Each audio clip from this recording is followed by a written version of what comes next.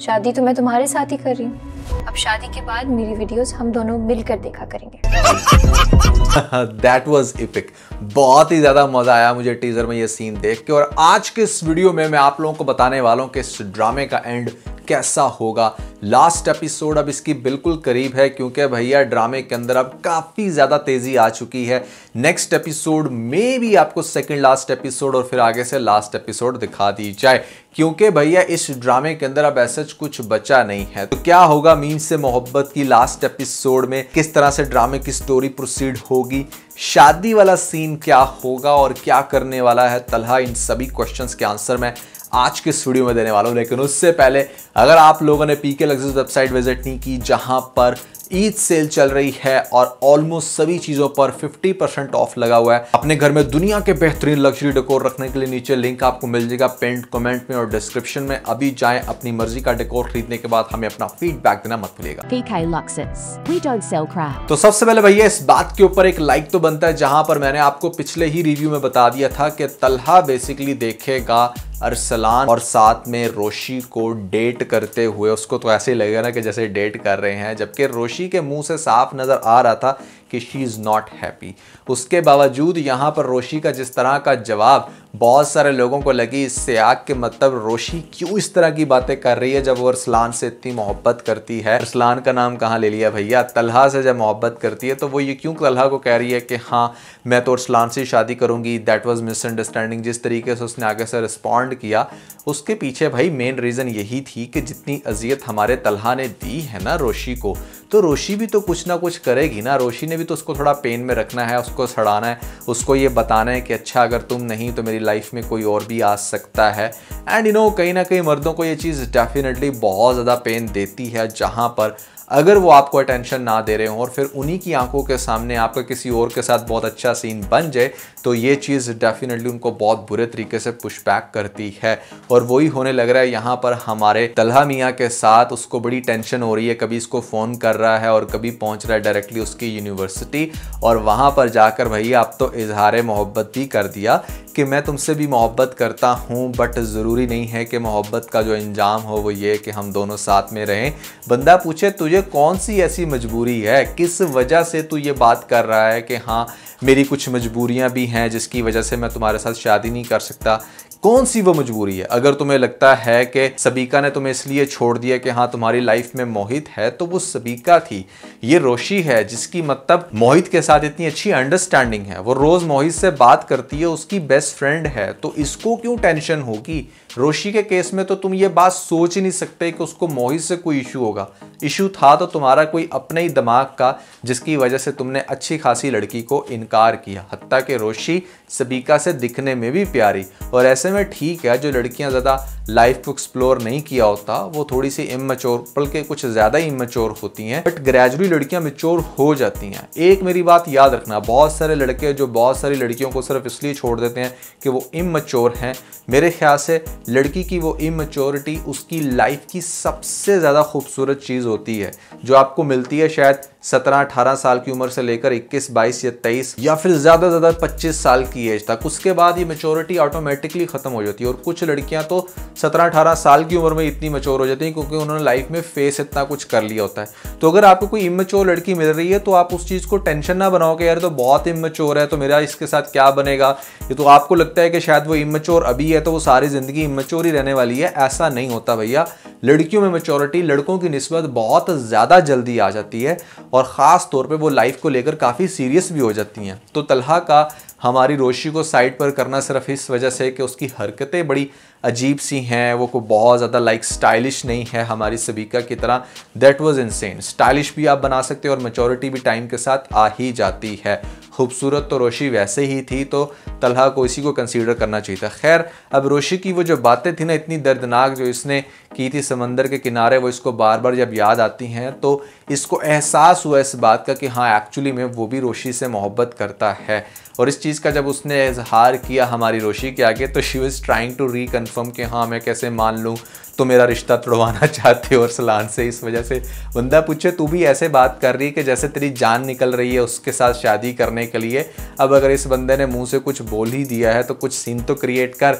लेकिन नहीं भैया, हमारी रोशी भी फुल टाइम स्वैग के अंदर है और उसने बड़ा ही कमाल का उसको रिस्पॉन्ड किया और वहाँ से चल दिए। उसके बाद आपको दिखाया जाएगा कि हमारा तलहा काफ़ी डिस्टर्ब है और उससे भी ज़्यादा डिस्टर्ब तब होगा जब आपको दिखाया जाएगा कि हमारे अरसलान का जो लास्ट पत्ता है वो भी बड़ा अच्छा काम करेगा, और वो ये कि शादी जल्दी में करनी है। अब इस सीन के बाद यहाँ पर जब ये बात पहुंचेगी रोशी के बाप के पास, और ख़ास तौर पे नाना दादा जो भी वो इसका लगता है, वो यहाँ पर सजेशन लेंगे रोशी से, और रोशी भी अब्रप्टली कह देगी कि हाँ हाँ ठीक है, मैं शादी के लिए बिल्कुल राजी हूँ। मतलब she is playing with the fire. अगर रियलिटी में देखा जाए तो अगर कोई लड़की इस तरह करती है ना किसी लड़के को दिखाने के लिए, तो मेरे ख्याल से इट्स वेरी डेंजरस, क्योंकि कुछ भी हो सकता है भैया।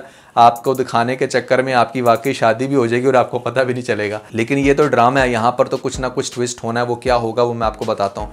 लेकिन उससे पहले भैया यहाँ पर एक बड़ा ही कमाल का सीन होगा। वो ये कि जिस टाइम शादी के लिए भी हाँ हो जाएगी तो अरसलान भी बैठ के सोचेगा कि मतलब ऐसे कैसे मेरे सारे तीर निशाने पे लग रहे हैं। एंड मोस्ट इंपॉर्टेंटली तुम एक तरफ से तो उस लड़की को ब्लैकमेल करने की बातें कर रहे हो, दूसरी तरफ तुम उससे जल्द से जल्द शादी भी करना चाहते हो। मतलब हाउ इट्स पॉसिबल कि एक लड़का फिर कल को अपनी ही बेगम को बदनाम करेगा या फिर वो शादी करके अपनी बीवी की वीडियोस लीक करेगा। ऐसा नहीं होता। लड़की का कैरेक्टर चाहे लाख बुरा हो, लेकिन जब आपकी शादी हो जाती है उसके साथ तो दुनिया का कोई भी शोर एटलीस्ट उसकी प्राइवेसी को लीक नहीं करेगा, क्योंकि वो अब उसकी वाइफ है।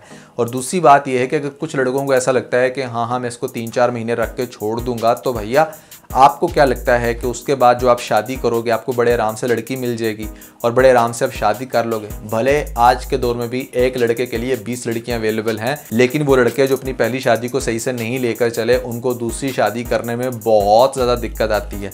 ठीक है, लड़कियों जितनी दिक्कत नहीं आती लेकिन दिक्कत आती है। इसलिए ये भी गुमान अपने ज़हन से निकाल दो कि मतलब बड़े आराम से सब कुछ हो जाएगा, नहीं होता। स्पेशली जो आपको लाइफ पार्टनर चाहिए होता है वो नहीं मिलता। तो यहाँ पर मतलब हमारा अरसलान भी काफ़ी हैरान होगा कि कैसे इसने मतलब शादी के लिए भी हाँ कर दी, कोई तो सीन है। और आगे से हमारी रोशी भी इतने मज़े की बात करती है कि ठीक है शादी के बाद दोनों मिलकर बैठकर वो वीडियोस देखेंगे। मुझे ये सीन देखकर बहुत ही ज़्यादा हंसी आई। अब जब ये बात पता चलेगी हमारे तलहा को कि भैया ऐसे में शादी हो रही है उसके नेक्स्ट जुम्मे, तो वो बहुत ज़्यादा अपसेट होगा। उसके पास अब टाइम बहुत कम है, बिल्कुल बॉलीवुड मूवीज़ की तरह के, जहाँ पर हीरोइन जो है वो बस एयरपोर्ट के लिए निकल जाती है और पीछे से हमारे हीरो ने किसी भी तरह से भाग कर आकर उसको रोकना होता है।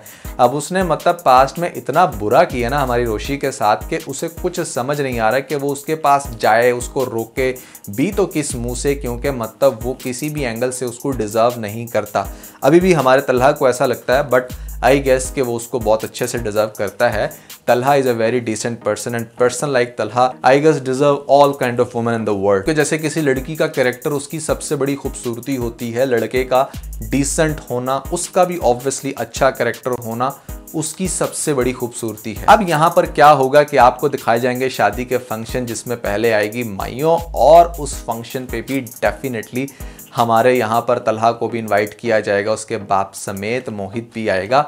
और आप लोगों की धड़कनें बड़ी तेज़ होंगी कि मतलब ये क्या हो रहा है, ये तो बंदा बड़े आराम से उसकी शादी को अटेंड करने लग रहा है, यहाँ पर तो कुछ नहीं होगा। लेकिन मैं शायद माइयों पे बहुत जल्दी पहुँच गया, उससे पहले भी 1-2 दफ़ा उसको कॉल करके कहेगा कि मतलब वो गलत कर रही है, फिर वो उसका फ़ोन उठाना भी बंद कर देगी, उसको अप्रोच करेगा टाइम टू टाइम। यहाँ तक कि मुझे ऐसा लगता है कि शायद मोहित को यूज़ करे, ये कहे कि तुम रोशी को मना करो, लेकिन मेरा नहीं ख्याल कि रोशी मना होगी, क्योंकि वो चाहती है कि जो भी बात हो वो डायरेक्टली तलहा मेरे से खुद आकर करे।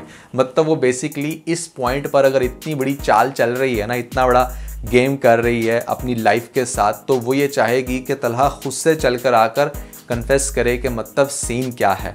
अब होगा क्या कि यहाँ पर तलहा भी मतलब बज़िद वो भी कुछ नहीं बोल रहा, दूसरी तरफ रोशी की शादी होती चली जा रही है। पहले होगी उसकी माइयों, फिर उसके बाद मेहंदी शहंदी, जो भी सारा सीन है ये सारे फंक्शंस उसके अटेंड करेगा, और फिर आपको दिखाया जाएगा कि नेक्स्ट डे उसका होगा निकाह। अब निकाह से पहले मतलब क्या करे ऐसा तलहा कि सब चीज़ें बिल्कुल ठीक हो जाएं। चीज़ें ठीक कैसे होंगी वो मैं आपको बताता हूँ, ज़रा गौर से सुने। देखिए हमारी रोशी ने साइबर क्राइम के अंदर ऑलरेडी कंप्लेन की हुई थी। एट द टाइम ऑफ बारात या निकाह जिस दिन होना होगा उस दिन वो टीम काफ़ी ज़्यादा एक्टिव हो जाएगी। एंड मोस्ट इंपॉर्टेंटली इस बात का पता चलेगा जब हमारे तलहा को कि मतलब रोशी ने बिहाइंड द सीन ये किया हुआ है, तो वो भी काफ़ी कॉन्फिडेंट हो जाएगा। फिर आपको दिखाया जाएगा कि इस दुल्हे मियाँ को जहाँ पर ये बैठा होगा पास में शायद मौलवी भी निकाह पढ़ाने लगे, उससे पहले हमारी साइबर क्राइम की टीम आएगी और इस दुल्हे मियाँ को ऑन स्टेज उठाकर लेकर चली जाएगी, जो सीन देखकर सारे हक्के बक्के रह जाएंगे। और क्या हुआ कि भैया ऐसा कि यहाँ पर इसको, जिसको हम इतना डिसेंट समझते थे, रोशी की फैमिली खासतौर पर सोचेगी कि उसको पुलिस ही उठाकर ले गई, उसने ऐसा क्या कारनामा किया। हो सकता है कि शादी में भरी महफिल में सबके सामने एक्सपोज कर दिया जाए और ये भी बता दिया जाए कि ये जो कंप्लेन थी ये बेसिकली रोशी की तरफ से ही हुई थी। और सब लोग बड़ा हैरान होंगे कि अगर इतना सब कुछ हो गया था तो ये उसके साथ बैठकर शादी क्यों कर रही थी।